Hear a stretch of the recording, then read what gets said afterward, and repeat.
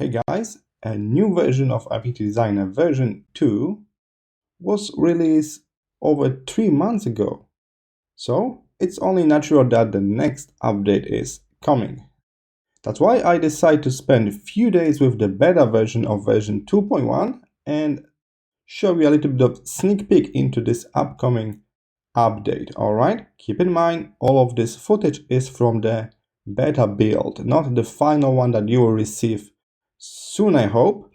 So the question is, when will be this 2.1 release? It's not really known right now because developers are quite open about that. They just say they will take all of the feedback, all of the data from beta testers, and whenever they are ready, they will release the 2.1 to public. So that's kind of like not a deadline, just kind of open end. They want to analyze all of that and be sure that we get good products. So it's kind of good, I guess.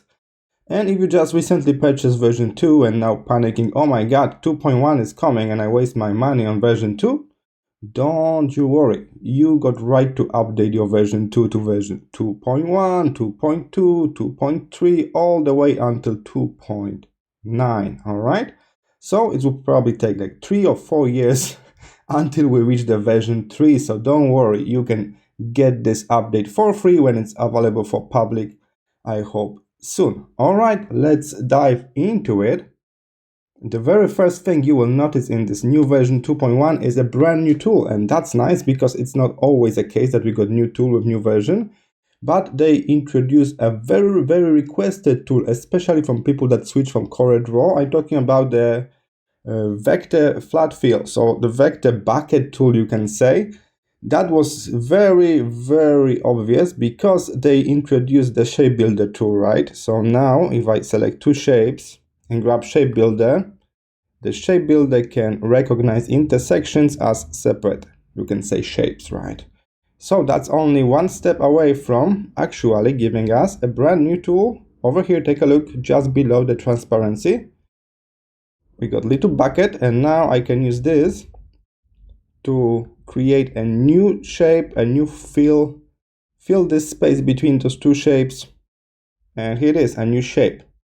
You can say, yeah, we could do that with the shape builder. That's true, but now it's even easier. We got separate tool for that, especially useful for people that switching from CorelDRAW. As you can see, it's in the group with the ellipse right now over here, and that's a regular vector object. Alright, how about without shapes? Here I got 3 separate lines, not connected at all. If I select, select all 3 lines, can I fill this space inside? Let's try. And the question is yes, take a look. With this new little bucket fill tool, we can create a new vector shape based on those empty spaces between lines, even though all 3 are separate lines, not connected. And we result with a new curve in the middle. So that's nice. Okay, very requested tool. It's added in version 2.1. I tested out, no problem so far. Alright, what else? Some people already complain about this because now we got this warp tool for warping vectors. But how about warping images? No more raster images, right? It's available in Affinity Photo version 2. So why not here? And that's why they give us the same option right here.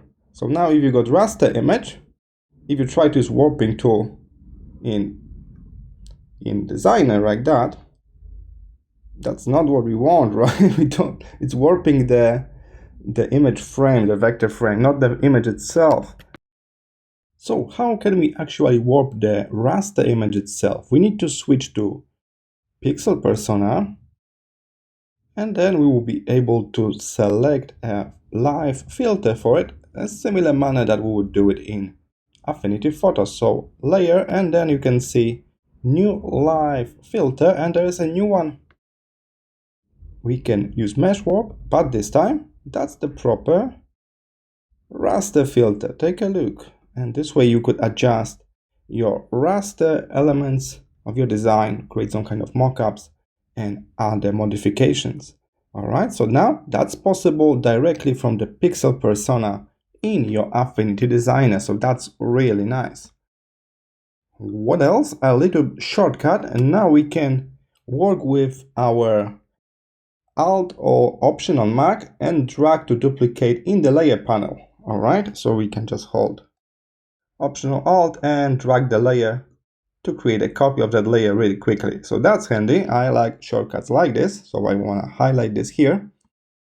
Alright, what else? What else? Vector warp is even better right now. Now it can snap, so we don't need to kind of only adjust that as we see it, as we feel it. We can actually get some snapping in it while using this. So I will click on this vector layer and now add warp.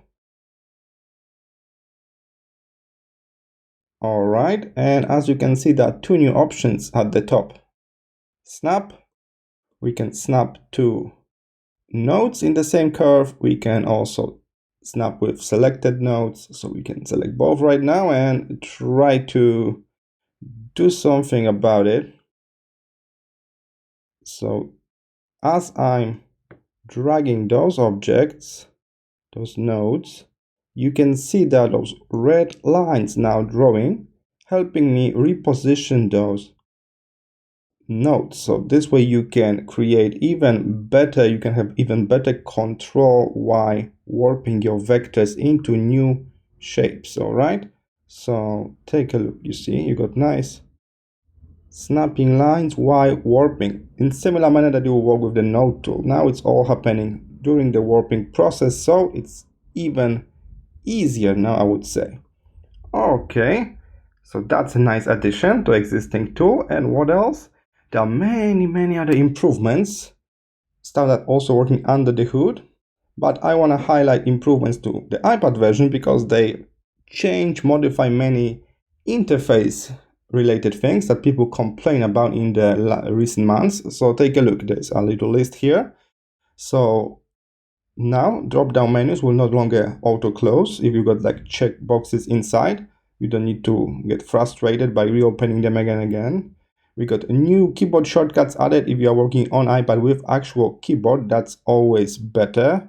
Better work with the rotation of the canvas. We can just double tap to change back the rotation, reset rotation. That's something that always bothers me because I'm not super comfortable with using my Apple Pencil and fingers and stuff like that. So I like shortcuts like this, help me quickly reset stuff and start from default rotation for my canvas, and many other little improvements that will overall add to usability of this iPad version. And I think that's really important for a mobile version of the program. All right, that's just a quick sneak peek. That's not all of the features included. We got multiple improvements on iPad.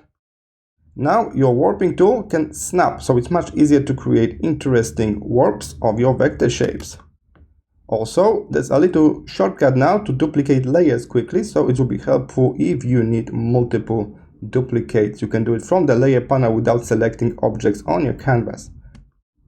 What else? You can finally warp your raster images within Pixel Persona directly inside Affinity Designer version 2.1. And as I mentioned at the beginning, there's a brand new tool, Vector Flood Fill. So we can use intersection, those empty spaces between lines, to create new shapes by just one click. Alright, I hope you enjoyed this little sneak peek into a beta version of Affinity Designer version 2.1, and I hope I will see you in my next video. Bye!